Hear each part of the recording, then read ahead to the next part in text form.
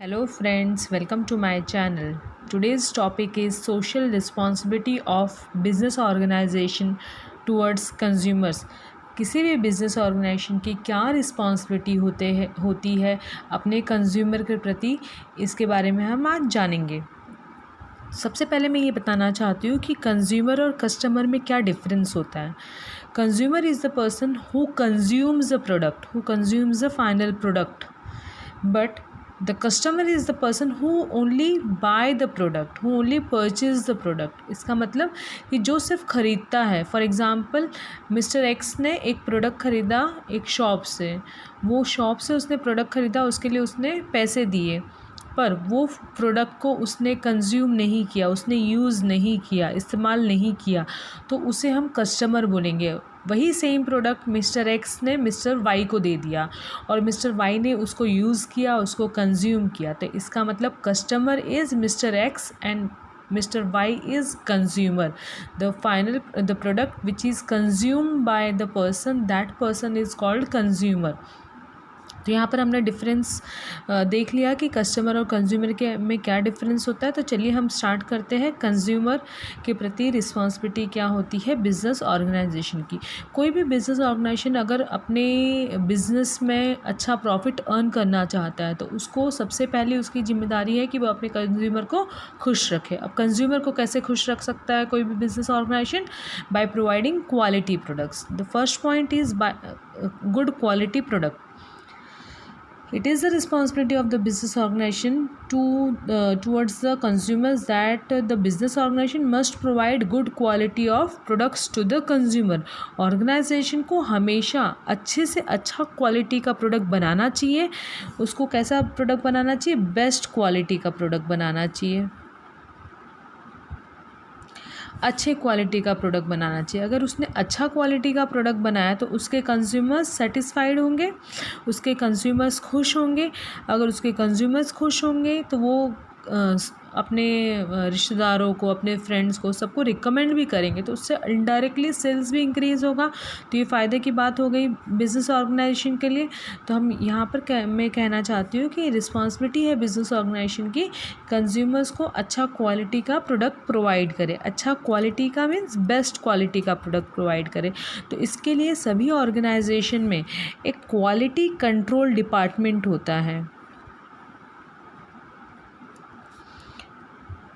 Quality control department होता है। कैसे पता चलेगा कि क्वालिटी अच्छा है? तो इसके लिए हर ऑर्गेनाइजेशन में, सारे बिजनेस ऑर्गेनाइजेशन एक क्वालिटी कंट्रोल डिपार्टमेंट उनके ऑर्गेनाइजेशन में होता है, जिसके थ्रू उस डिपार्टमेंट का क्या रोल होता है? वो क्वालिटी चेक करता है। ये डिपार्टमेंट क्वालिटी चेक करता है, क्वालिटी चेक करता है। बाई चांस अगर कोई प्रोडक्ट डिफेक्टिव है तो उसको इन्फीरियर क्वालिटी का प्रोडक्ट प्रोड्यूस हो गया है, तो इन्फीरियर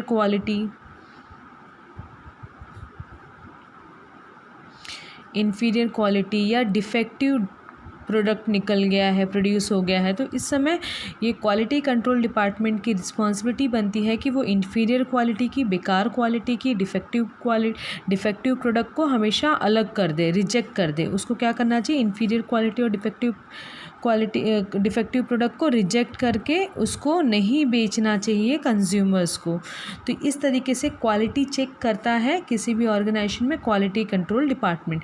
तो अगर ये क्वालिटी अच्छा से चेक करके रिजेक्टेड माल को अलग कर देगा तो सारे सुपीरियर क्वालिटी के प्रोडक्ट बचेंगे जो मार्केट में जाएंगे और कंज्यूमर्स उनको ख़रीद करके खुश हो जाएंगे क्योंकि उसकी क्वालिटी अच्छी होगी। तो यहाँ पर मैं फर्स्ट पॉइंट कंक्लूड करती हूँ, good quality product. It is the responsibility of the business organisation towards the consumers that they should provide best quality products to their consumers। So it is only possible because of the quality control department, because quality control department क्या करता है? quality control department checks the quality of the product, whatever the inferior quality of product, defective product, that should be rejected by the department, concern department.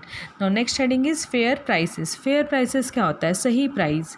Fair price मतलब सही price. से सही price क्या होगा? जो भी ऑर्गेनाइजेशन प्रोडक्ट बनाता है तो ये रिस्पॉन्सिबिलिटी है कि वो कंज्यूमर को ज़्यादा से ज़्यादा प्राइस नहीं चार्ज करे, हाई प्राइस नहीं चार्ज करे, उस प्रोडक्ट का हाई प्राइस नहीं चार्ज करे। अगर वो हाई प्राइस नहीं चार्ज करेगा इसका मतलब कि वो सही प्राइस चार्ज कर रहा है। जब सही प्राइस चार्ज करेगा तो वो चीटिंग नहीं हो पाएगी, चीटिंग नहीं हो पाएगी। इसके लिए कोई भी ऑर्गेनाइजेशन हमेशा अपने कंज्यूमर्स को MRP means maximum retail price पर ही प्रोडक्ट को सेल करे। अगर वो एक एमआरपी फिक्स कर देगा, उसके अंदर सारा cost of production, distribution charges, advertisement सब कुछ इंक्लूडेड होता है एमआरपी में। तो अगर वो एमआरपी में बेचेगा तो कंज्यूमर्स को भी रहेगा कि हाँ ये पर्टिकुलर ये बिज़नेस ऑर्गेनाइजेशन हमेशा एमआरपी पे बेचता है और सारे कंज्यूमर्स के लिए सेम प्राइसिंग रखा है। तो वहाँ पर भरोसा बढ़ जाता है कंज्यूमर्स का उस बिज़नेस ऑर्गेनाइजेशन के प्रति, और उससे कभी भी चीट किया बिज़नेस ऑर्गेनाइजेशन ने वो वाली फीलिंग नहीं आएगी। तो इसीलिए बहुत ज़्यादा रिस्पॉन्सिबिलिटी है बिज़नेस ऑर्गेनाइजेशन की कि वो हमेशा एमआरपी पे चार्ज करे, जिससे चीटिंग वाला कंज्यूमर के मन में ये प्रॉब्लम कभी भी ना आए, उसके मन में कभी भी ये बात आए ही नहीं कि सबसे अलग अलग प्राइस चार्ज करता है, मुझसे ये चार्ज किया। पर एमआरपी रहेगा तो उसी प्राइस पर चार्ज करेंगे सारे कंज्यूमर्स से। Next one is customer safety. Customer की सेफ्टी कैसे होती है? जैसे कोई भी प्रोडक्ट अगर कोई भी फॉर एग्ज़ाम्पल अब इलेक्ट्रॉनिक्स प्रोडक्ट को ले लीजिए। इलेक्ट्रॉनिक्स प्रोडक्ट ये it is the responsibility of the business organisation towards the consumers की कंज्यूमर के सेफ्टी के बारे में हमेशा ध्यान रखना चाहिए ऑर्गेनाइजेशन को। तो वो इंश्योर करना चाहिए बिजनेसमैन को कि जो भी प्रोडक्ट बेचा गया है वो कंज्यूमर के हेल्थ या लाइफ को नुकसान नहीं पहुंचाए। जैसे अभी इलेक्ट्रॉनिक प्रोडक्ट को, इसीलिए हमेशा आप अगर देखेंगे कोई भी इलेक्ट्रॉनिक प्रोडक्ट होता है तो उसमें हमेशा ओके टेस्टेड करके एक सर्कल बना करके इलेक्ट्रॉनिक प्रोडक्ट्स में एक स्टैम्प रहता है। वो स्टैम्प क्यों रहता है? क्योंकि उन्होंने ऑलरेडी एक बार उस प्रोडक्ट को, उस मशीन को चला करके देख लिया है, वो चलाते मान कोई भी दुर्घटना ना हो इसका उन्होंने टेस्ट कर लिया है। तो इसीलिए कंज्यूमर सेफ्टी को हमेशा ध्यान रखना चाहिए किसी भी बिजनेस ऑर्गेनाइजेशन के द्वारा। तो इससे क्या होगा कि कोई भी प्रोडक्ट हैज़ार्डस नहीं होगा, अनसेफ नहीं होगा। तो अनसेफ प्रोडक्ट अगर उसको लगा, बाई चांस अगर उसने ट्रायल में अगर कोई प्रोडक्ट को ट्राई किया और उसे यूज़ करने में फ़र्स्ट टाइम में ही वो ब्लास्ट हो गया। फॉर एग्ज़ाम्पल मिक्सर ग्राइंडर का ही ले लीजिए। Mixer grinder first time manufacturing company में, प्लांट में हो गया, मैन्युफैक्चर हो गया, बन गया। अब बनने के बाद एक बार क्वालिटी चेकिंग डिपार्टमेंट में जाता है, वहाँ पर जाकर के चेक होता है। और फर्स्ट टाइम चालू किया और जैसे ही चालू किया मशीन, जैसे ही मिक्सी का बटन ऑन किया तुरंत ही वो ब्लास्ट हो गया। तो वो अनसेफ़ है। तो कंपनी की रिस्पॉन्सिबिलिटी है, बिजनेस ऑर्गेनाइजेशन की रिस्पॉन्सिबिलिटी है कि वो प्रोडक्ट को चेक करके ही बेचे। अनसेफ प्रोडक्ट को कभी भी नहीं बेचना चाहिए। तो ये मोस्टली इलेक्ट्रॉनिक प्रोडक्ट्स में होता है। हेल्थ रिलेटेड प्रोडक्ट्स में भी होता है, जैसे कोई भी खाने पीने का सामान हो गया या मेडिसिन्स हो गया। जैसे मेडिसिन्स के बारे में अगर मैं बोलूँ तो हमेशा एक्सपायरी डेट देख करके ही कंज्यूमर को ख़रीदना चाहिए, और बिजनेसमैन की भी रिस्पॉन्सिबिलिटी है कि वो एक्सपायरी डेट देख करके ही बेचे। अगर एक्सपायर प्रोडक्ट है तो उसको नहीं बेचे। Next heading is honest advertisement. Advertisement के थ्रू किसी भी ऑर्गेनाइजेशन, कोई भी ऑर्गेनाइजेशन अपने प्रोडक्ट का सही एडवर्टीज़मेंट दे। एडवर्टीज़मेंट से क्या पता चलता है कि वो प्रोडक्ट का क्या फ़ीचर्स है और उसका फ़ायदा क्या है, एडवांटेजेस क्या है, उसका माइनस पॉइंट क्या है या साइड इफ़ेक्ट क्या है उस प्रोडक्ट का। तो ये सब डिटेल में बताना चाहिए और ऑर्गेनाइजेशन को थ्रू एडवर्टीज़मेंट। तो इससे पता चल जाता है, तो कोई भी अगर कंज्यूमर अगर उसे लगेगा कि हाँ ये हमारे काम की चीज़ है तो वही ख़रीदेगा। तो ये रिस्पॉन्सिबिलिटी है बिजनेस ऑर्गेनाइजेशन की towards the consumers that honest advertisement ही हमेशा शो करना चाहिए, दिखाना चाहिए, वो चाहे कोई भी मीन्स ऑफ मीडिया हो। तो इससे क्या फ़ीचर्स और एडवर्टीज़मेंट क्या रोल प्ले करता है? एडवर्टीज़मेंट प्रोडक्ट का features, advantages, side effect, minus points, plus points सब कुछ बता देता है। तो उस बेसिस पर ही कंज्यूमर बाई करेगा उस प्रोडक्ट को, अगर उससे लगेगा तो। कोई भी फॉल्स इन्फॉर्मेशन नहीं देना चाहिए। फॉल्स इन्फॉर्मेशन नहीं देना चाहिए थ्रू एडवर्टीज़मेंट, और कोई भी मिसलीडिंग इन्फॉर्मेशन नहीं देना चाहिए। बाई चांस वो बता कुछ और रहा है और एक्चुअल में यूज़ करने जाता है जब कंज्यूमर, तो उसका कुछ यूजेस अलग ही निकल जाता है, तो ऐसा नहीं करना चाहिए। तो ये रिस्पॉन्सिबिलिटी है बिजनेस ऑर्गेनाइजेशन की टू द कंज्यूमर की एडवर्टीज़मेंट हमेशा ऑनेस्ट होना चाहिए। Next one is after sale services. After sale services mostly consumer durable products में या फिर इलेक्ट्रॉनिक अप्लायंसेस में होता है। तो ये इलेक्ट्रॉनिक अप्लायंसेस को जैसे वारंटी पीरियड में बोल दिया जाता है, जैसे अभी अगर आप जाकर के टीवी परचेज़ करेंगे किसी भी इलेक्ट्रॉनिक शॉप से, वॉशिंग मशीन परचेज़ करेंगे, माइक्रोवेव ओवन परचेज़ करेंगे, तो वहाँ पर आफ्टर सेल सर्विसेज 1 ईयर का वारंटी होगा या 5 इयर्स का वारंटी होगा, डिपेंडिंग अपॉन द प्रोडक्ट। तो वो वारंटी पीरियड में it is the responsibility of the business organisation towards consumers कि वो वारंटी पीरियड में आफ्टर सेल सर्विसेज देना चाहिए कंज्यूमर्स को।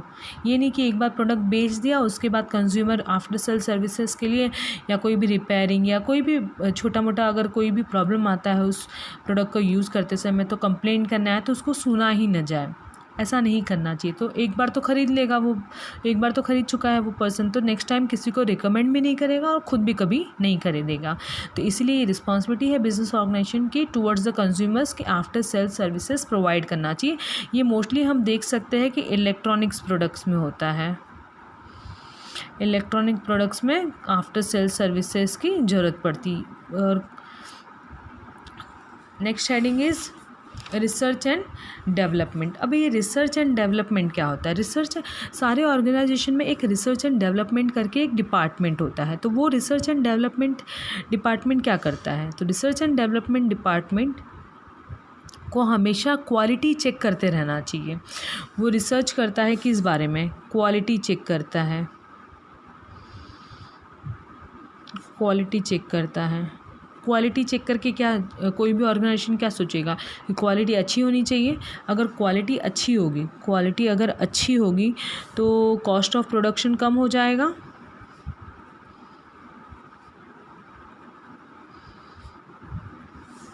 क्वालिटी को इम्प्रूव करना चाहिए। कोई भी R&D डिपार्टमेंट की जिम्मेदारी बनती है कि वो क्वालिटी को इम्प्रूव करे, क्वालिटी को चेक करते रहे, उसके इम्प्रूवमेंट में क्या क्या कर सकते हैं वो काम करना चाहिए। और R&D डिपार्टमेंट की ये जिम्मेदारी होती है कि कॉस्ट ऑफ प्रोडक्शन को कम करना चाहिए। अब वो कॉस्ट ऑफ प्रोडक्शन क्या होता है? कॉस्ट ऑफ प्रोडक्शन किसी भी प्रोडक्ट को बनाने में कितना खर्चा आता है, तो वो खर्चे को कम करना चाहिए। अगर खर्चा कम होगा तो अल्टीमेटली MRP जो सेलिंग प्राइस होगा वो कम हो जाएगा। तो कॉस्ट ऑफ प्रोडक्शन को हमेशा कम करना चाहिए जिससे सेलिंग प्राइस कम हो जाए। सेलिंग प्राइस कम होगा तो MRP, सेलिंग प्राइस को ही MRP बोलते हैं, MRP। अगर सेलिंग प्राइस कम हो जाएगा तो कंज्यूमर ज़्यादा डिमांड करेगी उस प्रोडक्ट को, तो सेल्स क्या होगा? इंक्रीज़ हो जाएगा। सेल्स इंक्रीज़ होगा तो प्रॉफिट बिजनेस ऑर्गेनाइजेशन की बढ़ जाएगी। प्रॉफिट बढ़ जाएगी तो अल्टीमेटली ये बिजनेसमैन का ही फ़ायदा हो जाएगा कि उसने R&D पर खर्चा किया, क्वालिटी को इम्प्रूव किया, क्वालिटी को इम्प्रूव करने की वजह से सेल्स भी इंक्रीज़ होता है, प्रॉफिट भी इंक्रीज़ होता है।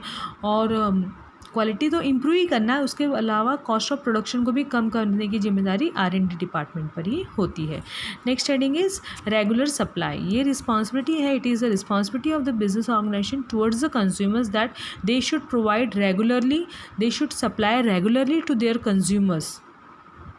उनको होर्डिंग नहीं करना चाहिए। बहुत बार क्या होता है, होर्डिंग नहीं करना चाहिए, ब्लैक मार्केटिंग नहीं करना चाहिए प्रोडक्ट्स का, ब्लैक मार्केटिंग नहीं करना चाहिए।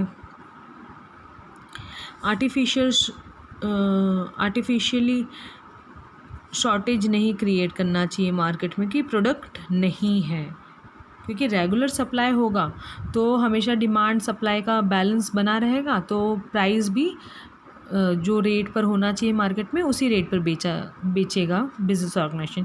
बट अगर होर्डिंग होने लगे, सामान की कमी आ जाए, ब्लैक मार्केटिंग होने लगे, आर्टिफिशियल शॉर्टेज होने लगे, तो इससे क्या होता है? सेलिंग प्राइस इंक्रीज़ हो जाता है। तो सेलिंग प्राइस इंक्रीज़ होगा तो कंज्यूमर खुश होगा? नहीं।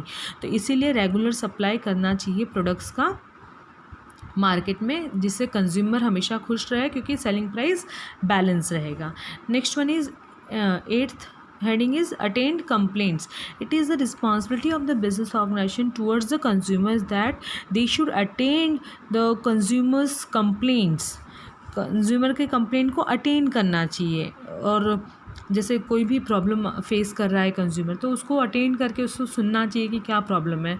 अगर वो प्रॉब्लम सही लग रहा है बिज़नेस ऑर्गेनाइजेशन को तो उस प्रॉब्लम को सॉल्व करना चाहिए। और कभी कभी क्या होता है कि कंज्यूमर बिज़नेस ऑर्गेनाइजेशन को कोई सजेशन भी देता है, सजेशन देता है। कौन देता है सजेशन? कंज्यूमर देता है। तो कंप्लेंट्स के अलावा अगर कोई सजेशन भी मिलता है कंज्यूमर्स के द्वारा तो उसको एक्सेप्ट करना चाहिए, सुनना चाहिए। और अगर जो भी झगड़े हैं, जो भी कंप्लेंट्स है, उसको रिजॉल्व करना चाहिए। कंप्लेंट्स को रिजॉल्व करना चाहिए, सॉल्व करना चाहिए, और सजेशन को, कंज्यूमर के सजेशन को एक्सेप्ट करना चाहिए। तो इस तरीके से बिज़नेस ऑर्गेनाइजेशन खुश कर सकता है अपने कंज्यूमर्स को। Next one is training. Training क्या होता है? बिज़नेस ऑर्गेनाइजेशन को ट्रेनिंग भी देना चाहिए कंज्यूमर्स को। जैसे बहुत सारे इलेक्ट्रॉनिक्स प्रोडक्ट्स में हम लोग देख सकते हैं कि इलेक्ट्रॉनिक्स प्रोडक्ट्स में आफ्टर सेल सर्विसेज की ज़रूरत पड़ती है, ट्रेनिंग की ज़रूरत पड़ती है। जैसे वॉशिंग मशीन हो गया, माइक्रोवेव ओवन हो गया, फिर वॉशिंग मशीन, टीवी, सारे इलेक्ट्रॉनिक्स प्रोडक्ट्स में एक बार डेमो देने के लिए ज़रूर आते हैं कंपनी की तरफ से। तो ये ट्रेनिंग प्रोवाइड की जाती है बिज़नेस ऑर्गेनाइजेशन की तरफ से to the consumers. It may be chargeable और it may be free of cost. Next heading is avoid customer exploitation. Customer को एक्सप्लॉइट नहीं करना चाहिए। जैसे कि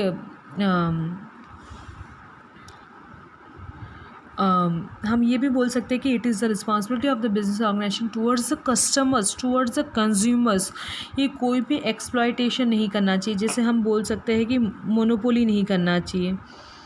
मोनोपोली क्या होता है? सेलर एक ही है, डिमांड बहुत ज़्यादा है, तो सेलर क्या करेगा? बहुत ज़्यादा प्राइस फिक्स कर देगा प्रोडक्ट का। तो मोनोपोली नहीं करना चाहिए। प्रोडक्ट का प्राइस, सेलिंग प्राइस ज़्यादा हो जाता है, डिमांड भी ज़्यादा होता है, तो वहाँ पर मोनोपोली मार्केट में क्या होता है कि सेलर कोई भी प्राइस फिक्स कर देता है, तो वो अगर जिसको ज़रूरत होगी वो तो ख़रीदेगा ही, तो इस बेसिस पर उसकी प्रॉफिट अल्टीमेटली बढ़ जाती है। तो चलिए, हमने देख लिया आज social responsibility of business organisation towards consumers, जिसमें मैंने एक्सप्लेन किया good quality of products. Consumers को क्वालिटी प्रोडक्ट्स चाहिए, फेयर प्राइसेस, सही प्राइस पर चार्ज करना चाहिए, कंज्यूमर की सेफ्टी को ध्यान रखना चाहिए। जो भी एडवर्टीजमेंट दिखा रहा है बिजनेस ऑर्गेनाइजेशन वो सारे सही एडवर्टीजमेंट होना चाहिए। After sale services in case of consumer durables, in case of electronics products, R&D पर कंपनी को खर्चा करना चाहिए बिजनेस ऑर्गेनाइजेशन को क्वालिटी बढ़ाने के लिए, और अल्टीमेटली सेल्स भी इंक्रीज़ होता है। सप्लाई हमेशा रेगुलरली होना चाहिए, मार्केट में जितना डिमांड हो उस डिमांड को सेटिस्फाई करना चाहिए। ये रिस्पॉन्सिबिलिटी है बिजनेस ऑर्गेनाइजेशन की। अगर कंज्यूमर्स को अगर कोई भी कंप्लेंट है तो उस कंप्लेंट को सॉल्व करना चाहिए, ख़त्म करनी चाहिए, प्रॉपर ट्रेनिंग देनी चाहिए। इन केस ऑफ कोई भी electronics products, in case of any need, it can be chargeable, it can be free of cost. And last one is avoid customer exploitation. Customer को एक्सप्लॉयट नहीं करना चाहिए bye monopolistic market वे से, seller नहीं बनना चाहिए। अगर आपको मेरा वीडियो पसंद आया, लाइक कीजिए, सब्सक्राइब कीजिए और खूब सारा अपना शेयर कीजिए अपने फ्रेंड्स, फैमिली में। Thank you very much.